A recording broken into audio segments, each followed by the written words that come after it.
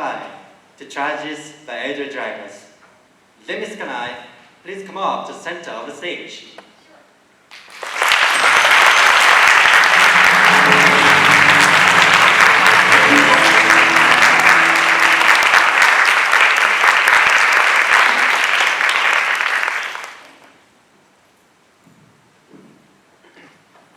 Thank you, Master of Ceremonies and honorable judges. Good afternoon, ladies and gentlemen. I saw many flowers, drinks, and sweets placed along the street in my neighborhood. One 7-year-old boy was killed in a traffic accident here. It was caused by a 73-year-old car driver. He mistakenly stepped on the gas pedal instead of the brake. It was just a simple mistake by the elderly driver, but it took the boy's life. When I heard of this pitiful accident, I was reminded of my late grandfather. When he worked as a car driver at several companies, he was very good at driving. People complimented him, as his driving was like skating. He retired at the age of 63. As he got older, he became less careful. No matter how much he wanted to be careful, he started to make mistakes and even nearly caused an accident several times. We had a fear that he would cause a serious accident someday in the near future. Elderly drivers often put a lot of confidence, sometimes too much confidence in their driving skills, because they have driven for so many years. My grandfather also had a lot of confidence. But no matter what good skilled drivers have, they decline with age. It's because eyesight, hearing, reflexes, and judgment go down due to aging. Elderly drivers have difficulty in quickly getting the correct information, such as the distance between two cars or the speed they are driving at. So elderly drivers are more likely to drive unsafely than young drivers. In Japan, the number of accidents caused by elderly drivers has doubled in the past 15 years. In 2015, more than 100,000 accidents were caused by elderly drivers. This means that those who are over 65 years of age caused an accident every 5 minutes. So today, I'd like to talk about one way to prevent these accidents from happening. It is to have elderly drivers surrender their driver's license on their own will. If they give up their license and stop driving, they won't be causing these accidents. However, even though some elderly drivers cannot drive as safely as when they were young, they just don't give up driving. I understand that they have their own reasons for keeping their license.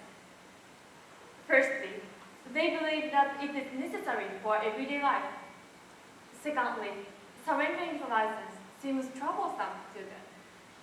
And thirdly, they have a strong will to keep it. Now, I'd like to propose solutions for dealing with each of these reasons. The first reason is that they believe that it's necessary. However, there are actually many programs that support their mobility. For example, after surrendering their license, they can get a driving career certificate anywhere in Japan, which is valid for the rest of their life.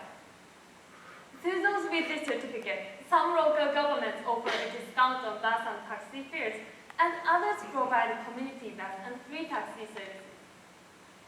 These support services help to keep them mobile and prevent them from feeling imprisoned without their driver's license. They can enjoy their life without feeling isolated. Next, the elderly feel the process of handing the license back is very complicated. However, very easy.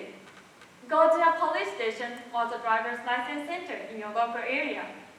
Complete the application form and hand it in with a license. There, it's finished. Lastly, when they have a strong will to keep their license, how can we persuade them to surrender? I believe family support is needed for them to make up their mind. In fact, many elderly drivers have been able to stop driving with support from their family. So today, I'd like to introduce my idea about what we can do. I have invented the idea of 3D assistance. Drive together, discuss together, and direct them to relieve themselves of worry. I'd like you to have a drive with the elderly drivers in your family. No one knows when and how their driving skills start to decline, but by driving together, you can check his or her driving skills directly. This is the first tip. After the drive, discuss scary moments you may have experienced during the drive. They cannot notice the unsafe driving by themselves, but we can help them realize it by talking about it together. Asking them whether they felt something wrong with their driving is the first step of this second tip. Asking whether hurtful words is very important. You can ask questions such as, how's your driving skill these days? Or, do you feel any discomfort with your turning or parking? Lastly, in the third tip, tell them that they won't have to worry anymore about causing an accident as a car driver after surrendering. By directing their attention to this relief, we can persuade them more easily. In my grandfather's case, he never drove alone after my grandmother noticed his frequent mistakes. We, as his family members, always drove together and discussed his driving over and over. And finally, we were able to direct him to surrender his license. He told us that he could make up his mind thanks to our support. After he gave up his license, he didn't have any trouble and led a happy life with us. I hope everyone here can help the elderly family members surrender of the driver's license with the knowledge you got from my speech today. I believe your support can lead us to a world where there are no victims of elderly drivers' traffic accidents, like the 7-year-old boy in my neighborhood. Help the elderly drivers in your family and help the society say goodbye to elderly driver tragedies. Thank you for listening.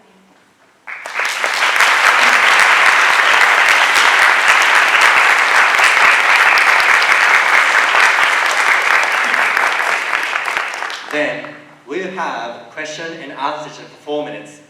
Mr. Kusama, please. Yes, Ms. Kanai, thank you very much for your good suggestions for elderly people. Okay,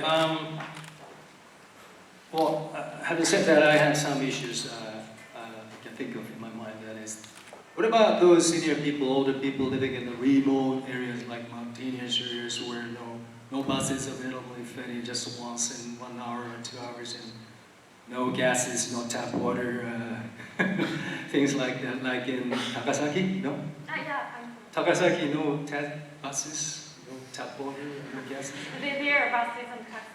No problem, okay. No But, problem. so, what do you say to those people living in those remote, rural areas?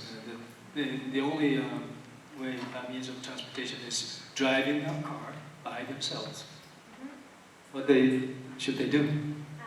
Okay, in such situation, I want not only the family members, but also the people living in the same region should cooperate together and help together to move somewhere. So how? They buy a car Yeah, as a group? Who drives that car? If the older members are elderly and very old people, who drives that car? Only elderly drivers. drivers. Yeah. So there are only elderly people in those remote areas. Couple, impossible. Suggest not to drive. So what would you cope with that kind of situation? Okay. To be honest, like you said, that is a problem in Japan. To be honest, I really think so. That Japan faced a big problem that to be solved as soon as we can possible. And 2011, that Yeah, because of time, I know the statistics. So what's your answer? How should they do? Any ways and means to address that issue? Sorry. Yeah, so how would you cope that situation? Nobody drives a car in those remote areas. So how do you resolve that problem?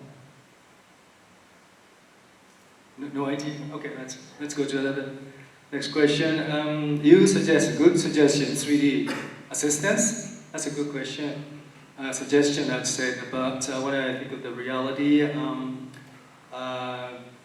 Many people here are scared to drive with elderly people. So what would you say to those people? I'm very scared with drive with elderly people, in the same car. So I hate you. What would you say to me? I said how would you say to others? To the person, to the elderly person who cannot drive safely, what the message?